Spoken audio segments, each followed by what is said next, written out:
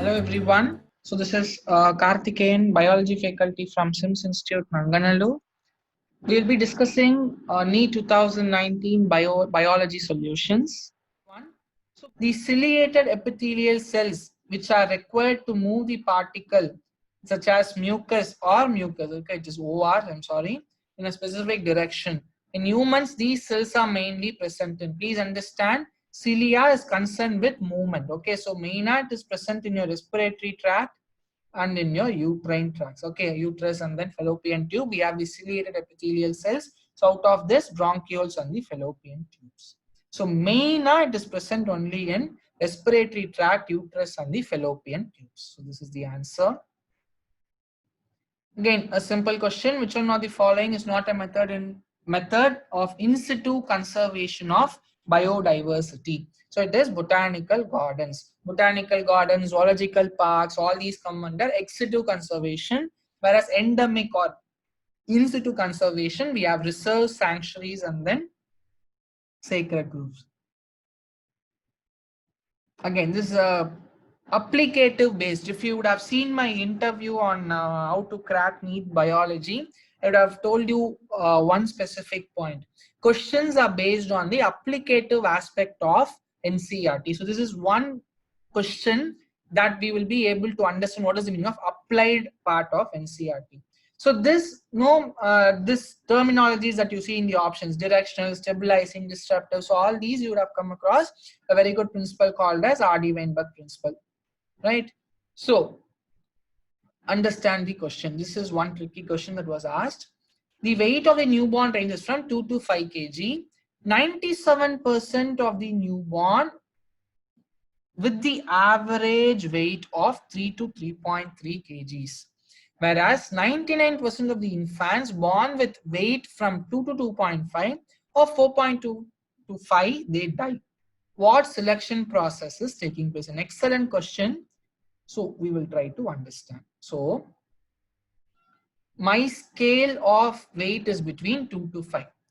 Okay, my scale is between 2 to 5. Right? So now this is my left peak, this is my right peak. That is 2 to 3 kgs or 2 to 2.5 kgs, and this is 4.5 to 5 or 4 to 5 kgs. It is the peaks, okay, the extreme parts, the extreme left and the extreme right. And if you take 2 to 5, average will be 3.5, right? So I can consider 3 to 3.5 or 3.6 something as average. Now, the 97% of the newborn with the average weight of 3 to 3.3. So organisms, not organisms, sorry, newborns with this average weight, they are surviving, right? So these people are very happy. So around 3 to 3.3 as given, right? I'll take this. But infants born from 2 to 2.5, okay, 2 to 2.5, and similarly 4.5 to 5, they die, which means I do not have any what to say, organisms in these two extreme peaks, right? So I'm having an average or a mean population, a healthy mean population. So this kind of a curve is called as a stabilizing selection, right? It is going to be exactly in the mean position, in the average part. Left side peak we do not have anything, right side peak also do not have anything. So this is a stabilizing selection. What is directional selection? If the question would have been like 99% of the infants weigh from 2 to 2.5 kg die, but 4.5 to 5 kg they survive. If this would have been the only part in the question, then it would have been a directional, which means the curve is shifting towards one extreme side, either to the right side or to the left side. Okay, so it has mean population as well as one peak side also it has. So that is directional selection. Disruptive, the mean group will not be there, the extreme peaks alone will be present. Like if you remember the NCERT graph, the disruptive curve will be of this type, like a tooth or a mustache, right? So it will be of that type. Okay, this is the mean part where we do not have any organisms, but the two peaks, it will be more in number. Okay, cyclical selection, it's not actually given in NCERT, but thing what you can understand is it's a recurrent or a recycling selection. Okay, so the same population is going to be chosen for continuous selection. Okay, so a particular trait in a single population is being selected in a recurrent manner. That is cyclical selection. It is not a part of our divine by principle, so need not worry. So mainly directional, stabilizing, disruptive. And this question is a stabilizing selection because the mean group is more and the left and right peaks are not there. How does steroid hormones influence these cellular activities? So for this, I've got an image. We'll just see that image. So if you take this image, this is a extracellular receptor mechanism. What is that? Extracellular receptor mechanism. And this is intracellular receptor mechanism. What is the meaning? Extracellular receptors are going to be outside. Intracellular, the receptor is going to be inside the cell, which means either in the cytoplasm or in the nucleus.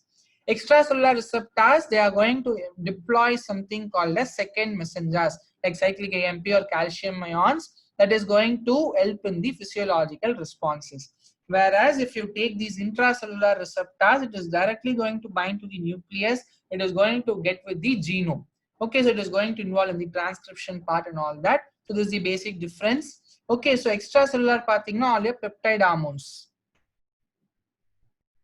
Okay, all your peptide hormones will come under extracellular receptors, whereas your intracellular receptors, if you take, main are your steroidal hormones like your estrogens, all that, and then your what else? Your thyroid hormones. So both these, they have a intracellular receptors. Okay, so these are some basic things. So in intracellular, we do not have any second messenger employment.